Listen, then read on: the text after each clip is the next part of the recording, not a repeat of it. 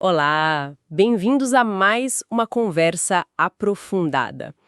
Hoje o tema é denso, né? Juízo final e castigo eterno. Vamos explorar isso usando uns trechos de teologia sistemática. Olá, sim, um tema que mexe com a gente, sem dúvida. A ideia é olhar como a fonte aborda isso na Bíblia, quem é julgado, quando, por quem e o destino final, né? Vamos tentar descompactar essas ideias complexas. Exato.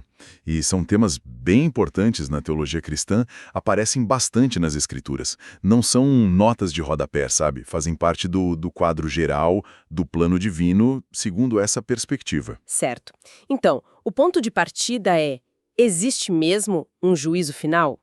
O material que a gente viu afirma que sim, que as escrituras confirmam isso para todo mundo, crentes, não crentes, todos. Uhum. E seria um julgamento diante de Cristo com corpos ressuscitados. Aquela imagem de Apocalipse 20, né? O grande trono branco, os livros abertos, julgamento segundo as obras. É bem conhecida essa cena. Sim, muito forte. E não é uma imagem isolada, né? A análise reforça isso com outras passagens. Atos 17, por exemplo, Paulo falando em Atenas, de um dia para julgar um mundo com justiça, por meio de Cristo. Assim, Romanos 2 fala do dia da ira, do justo juízo de Deus. Tem nos evangelhos, em Hebreus, é recorrente. e tem aquela conexão com o Antigo Testamento que a fonte faz, né? Isso. O dilúvio, Babel, Sodoma, como se fossem prenúncios, sabe? Sombras desse juízo final. Citam 2 Pedro também, dizendo que Deus sabe livrar os piedosos e reservar os injustos para o dia do juízo. Entendi. E quanto ao quando isso aconteceria? A fonte dá alguma pista cronológica? Dá sim. Citou o juízo final depois do milênio, aquele período de Apocalipse 20, né? E depois de uma rebelião final de Satanás descrita ali, logo em seguida vem a visão do trono branco. Então a sequência ali sugere que é imediatamente após essa última rebelião ser derrotada. Certo. Temos o evento, o tempo e o juiz. Quem preside tudo isso? Olha, a fonte é bem clara. Jesus Cristo, designado pelo Pai. Citam 2 Timóteo 4, Atos 10, João 5, todas apontando para ele como o juiz de vivos e mortos. A autoridade é dele. Aqui a coisa fica mais detalhada, né? Quem exatamente vai estar lá. O material divide isso, certo? Exato. Primeiro os incrédulos. Apocalipse fala os mortos grandes e pequenos, tipo todo mundo mesmo, e serão julgados segundo as suas obras, como diz lá em Romanos 2. O que fizeram, o que deixaram de fazer. E é um julgamento, assim, igual para todo mundo? Ou tem diferenças? Tem diferença, sim. A fonte aponta para a ideia de níveis de castigo. O próprio Apocalipse fala em julgar segundo o que tinham feito. E Jesus, em Lucas 12, diferencia o servo que sabia a vontade do Senhor e não fez, do que não sabia. Um recebe muitos açoites, o outro, poucos. Nossa, E tem Mateus falando de menor rigor para umas cidades, Lucas falando de maior rigor para outros. Sugere uma justiça proporcional, sabe? Baseada nas ações e no conhecimento que a pessoa tinha. isso me leva a pensar, é uma avaliação bem profunda, então. O texto fala até de palavras, coisas secretas. Sim, esse é um ponto forte. Mateus 12 diz que de toda palavra frívola os homens darão conta no dia do juízo. Eclesiastes fala que Deus traz a juízo todas as obras, até as escondidas. Romanos 2, Lucas 12 reforçam isso. O oculto vai ser revelado. É uma transparência total ali. Que ideia! Transparência total. Mas e os crentes? Aqueles que pela fé já tiveram os pecados perdoados, eles também passam por esse julgamento? A análise diz que sim. Cita Romanos 14, todos compareceremos perante o tribunal de Deus, e 2 Coríntios 5, importa que todos nós compareçamos perante o tribunal de Cristo. Então a presença deles lá é bíblica, segundo a fonte. Certo, os crentes também passam por um julgamento, mas a fonte deixa claro que não é para condenação, né? Cita João 5, Romanos 8. Mas então, para quê? Qual a finalidade disso para eles? É só uma formalidade? Ótima pergunta. Não é para decidir salvação, isso já estaria resolvido pela fé. O propósito apontado é a avaliação da vida, do serviço do crente para conceder recompensas. Apocalipse 11 fala no tempo de galardoares os teus servos. Então tem algo concreto sim. Níveis diferentes de honra, de responsabilidade futura, com base na fidelidade aqui. Isso levanta uma questão delicada que o material também menciona. Se os pecados dos crentes foram perdoados, eles vão ser expostos lá nessa avaliação? Parece ter uma tensão nos textos, né? Exatamente, uma tensão aparente.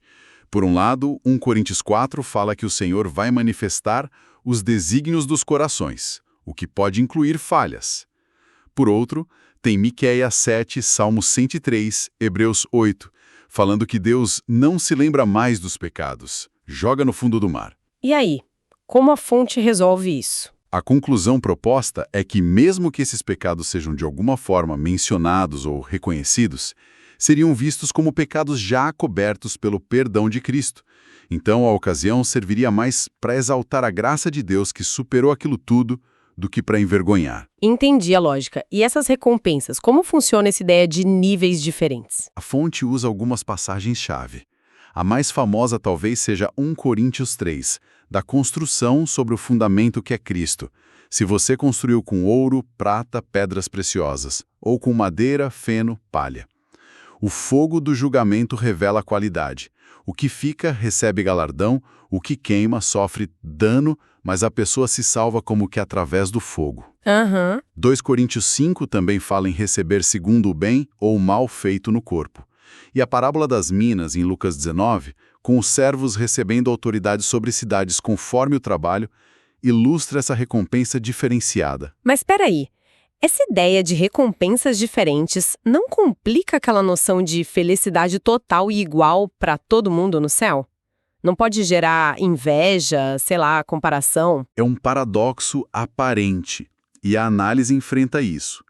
A explicação é que a nossa ideia de felicidade aqui, muito ligada a status, a ter mais que o outro, talvez não se aplique lá. A felicidade celestial viria primeiro do próprio Deus, do contentamento com o que Ele dá. Mesmo quem tiver maiores recompensas, a maior alegria seria adorar a Deus, como os anciãos de Apocalipse 4, que jogam as coroas diante do trono. A ideia de que só o topo traz felicidade seria uma projeção nossa daqui. Lá, a alegria estaria em Deus, independente da posição. Faz sentido pensando por esse lado. Além dos humanos, o julgamento envolve outros seres, anjos, por exemplo. Sim, a fonte menciona os anjos rebeldes, os demônios. 2 Pedro e Judas falam deles estarem reservados para o juízo. Certo. Agora, sobre os anjos bons, os fiéis, o texto admite mais incerteza. Cita 1 Coríntios 6, havemos de julgar os próprios anjos, mas reconhece que não fica totalmente claro se isso se aplica aos bons ou só aos caídos. Entendi. Agora, uma pergunta que surge é, se o destino da pessoa já está selado na morte, céu ou inferno, nessa teologia, para que um juízo final, público, coletivo? Boa pergunta. A análise usa teólogos como Berkhoff para explicar. Não é que Deus precise descobrir algo, Ele sabe tudo. O propósito principal, se a gente conectar tudo, é a manifestação pública, universal, da glória de Deus. É um ato formal, sabe? Como um tribunal aberto, com corpo e alma reunidos diante de toda a criação para demonstrar a justiça perfeita, a santidade, a graça, a misericórdia de Deus. É a vindicação final do caráter dele perante o universo. E a justiça desse julgamento é garantida. Totalmente. A fonte enfatiza a imparcialidade. 1 Pedro 1 fala que o Pai julga segundo as obras de cada um, sem acepção de pessoas. Romanos 2 é direto. Para com Deus não há acepção de pessoas. A ideia é que vai ser tão justo que toda a boca se cale, como diz Romanos 3, sem chance de reclamação válida. E essa justiça acaba virando motivo de celebração, então. Exato. A análise aponta para Apocalipse 19, a multidão no céu louvando a Deus justamente pelos seus juízos verdadeiros e justos. A justiça final contra o mal, a vindicação dos justos, tudo isso vira fonte de adoração eterna. Olhando para tudo isso, a análise que a gente fez mostra consequências bem práticas para a nossa vida aqui e agora, né? Não é só sobre o futuro. Sim, com certeza. E parece que tudo gira em torno de como a certeza desse acerto de contas final impacta o hoje. Isso. Um ponto é que satisfaz nosso senso de justiça, né? Saber que, no fim, tudo vai ser esclarecido, julgado retamente. Isso pode trazer um consolo para as injustiças que a gente vê agora. E outro ponto forte que a fonte traz é a questão do perdão. Se a vingança final é de Deus, como diz Romanos 12, a gente pode liberar as ofensas, confiar que Ele vai fazer a justiça perfeita, seja pela cruz para quem crê, seja no juízo para quem rejeita. Isso tira o peso da amargura, né?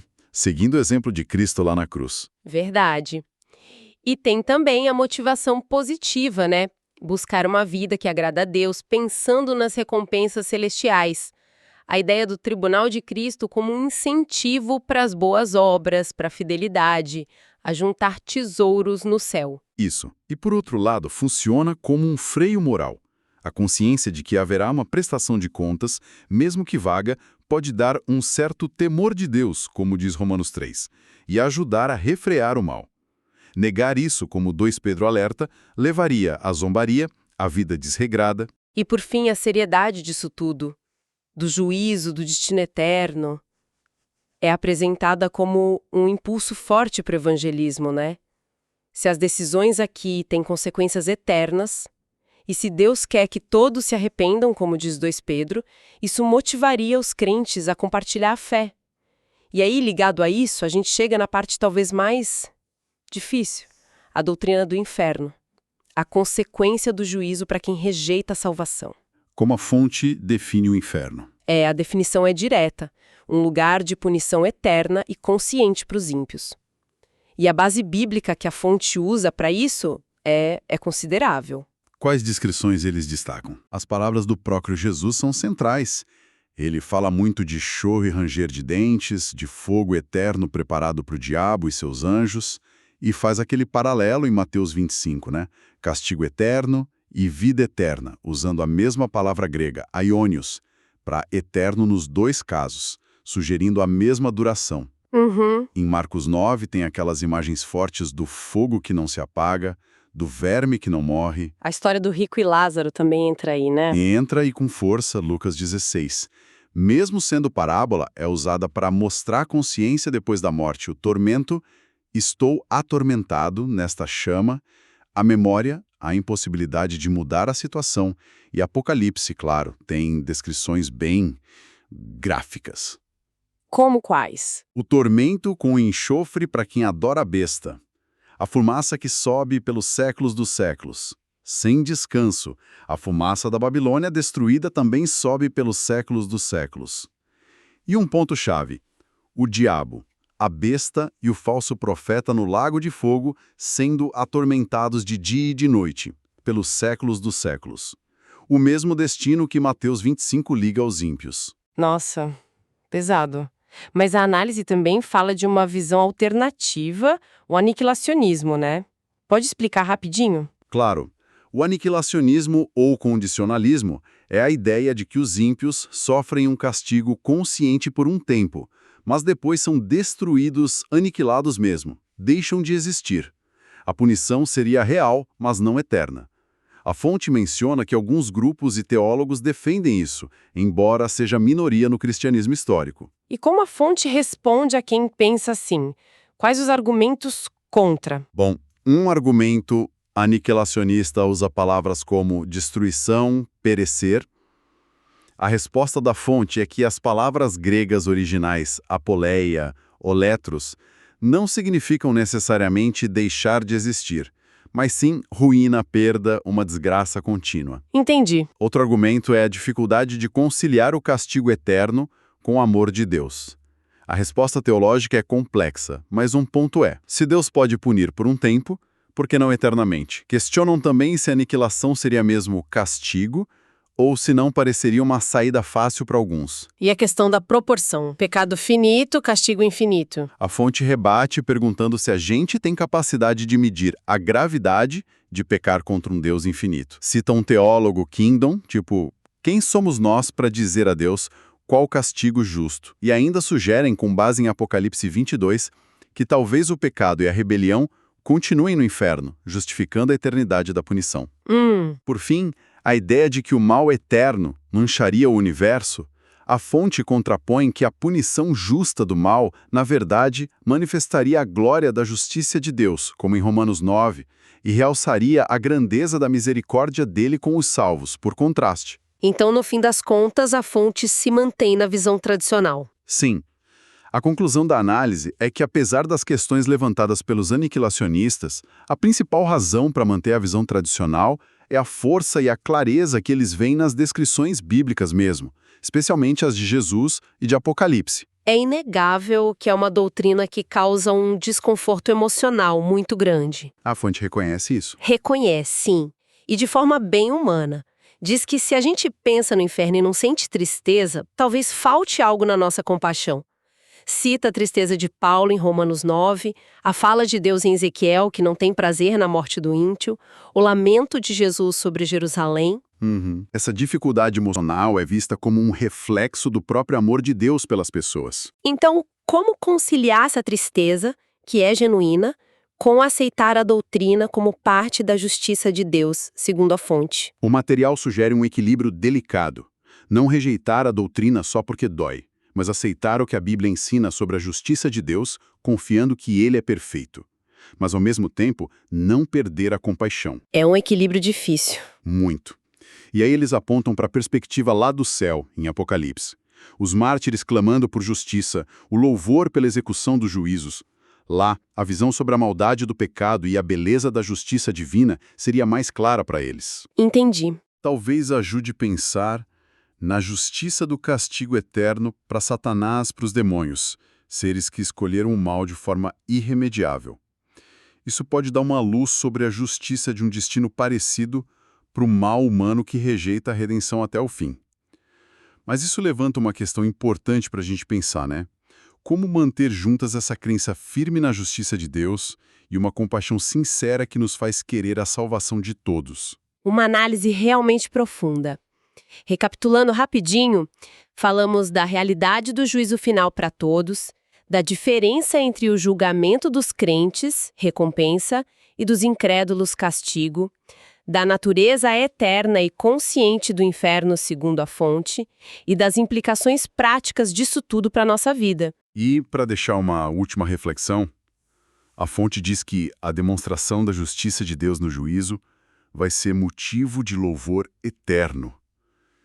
Se essa é a perspectiva futura, como isso pode ou deveria moldar a nossa resposta para as injustiças, para o mal, para o sofrimento que a gente vê no mundo agora? Uma pergunta forte para a gente levar. Obrigada por acompanhar a nossa conversa hoje. Semana que vem tem mais análise por aqui. Que Deus abençoe a todos.